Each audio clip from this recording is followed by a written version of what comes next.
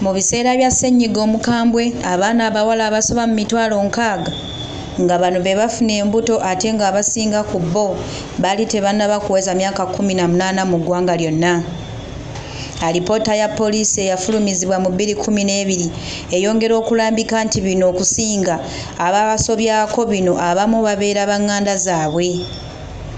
Embeera eno yeewaliriza bannaddiini, minisitule y'ebyenjigiriza, bannabyabufuzi saako ne bannakyewa okusitukira awamu okulaba engeri gye bayinza okukendeeza ku miwendo gy'abaana abawala okwonooneka nga bakyali bato.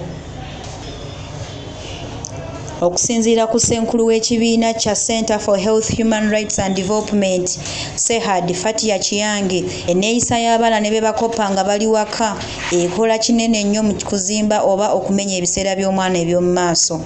Abaana bano be tulagajjalira bafuna embuto ate ne tumala omusango ne tugussa ku bo. Ffe nnyini ng'abazadde, ffe nnyini nga communities, ffe nnyini nga gavumenti tulina okwebuza ekibuuzo, tubawadde okuyigirizibwa okumala ku nsonga zino nti omuntu bw'oba okuzeemu bw'oti ofunyeemu ku mubiri gukyuka ogenze mu kifo bwe kiti kino bwe kiti olina okyewala kubanga kivaamu ki olubuto. Ffenna ffe abazadde, gavumenti, aba midiya, abaana abavubuka abato tubalambika bwe tutyo oba tutyo byogerako ne bagwa mu nsobi ate ne twekangabiriza. Nze ndaba nti awo wavaawo obuzibu. Ne weesanga nti n'ekirala nti okulambika kwa gavumenti kuno in form of policies, guidelines n'amateeka eri wansi tebimanyikiddwa nnyo. Ono agamba nti ekisaana okukolebwa kwe kulambika abaana ku buli mutendera mu kiseera kino ng'ensi ejjudde ebibasoomooza. Ku myaka 19 basuka mu mutwalo, naye nga basuka mu mutwalo balinga mu mutwalo gumu basuka mu mutwalo gumu kitundu mu police crime report eya omwaka oguyise ogwa 2022. Ogwa 2021 era basuka mu mutwalo gumu kitundu n'ogwa 2020 era basuka mu mutwalo gumu kitundu. Naye nga poliisi emenyamu emyaka n'emanya nti okuva ku 0 age okutuuka ku myaka 8 bameka abo nno bali mu 6 aba 2022. N'olaba nti abaana abato ddala abo okutuuka ku myaka 8 baana nga 6 lulamba mu mwaka gumu baba bakoze eki bakwatiddwa. Ate nga Uganda era abaana abavubuka abato abafuna embuto nga tebanneetuuka rate yaffe eriki eri waggulu eri ku butundutundu 25 ku buli 100 we tuli awo.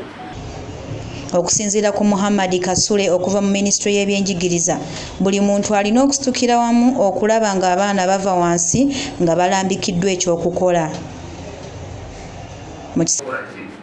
Okusobola okukendeeza ku muwendo then tulina kyetuyita abaana bali bagenda mu nsonga zaabwe ez'ekikyala naye twagenda okulaba ne ku masomero gennyini abantu amasomero tegayina kituyitaga skills okusobola mugayagamba banaabaana bennyini nga tebalina kituyita information okulaba nga basobola okukola ki okuyita mu mbeera y'ekikyala abasinga basinga n'okuva mu masomero kubanga bakola ki.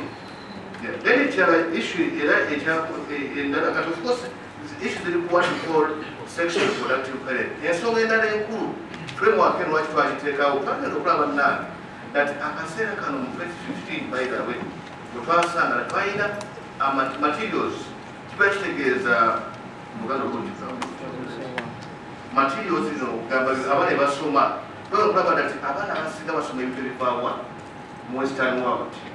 Mu kiseera kino abaana bakopeera nnyo ebintu bye bajja ku mitimbagano, kyokka munnamateeka Ibrahim Nsereka agamba nti tuteekeddwa okubeera abagendereza n'okulambika abaana ebiba bisaanidde.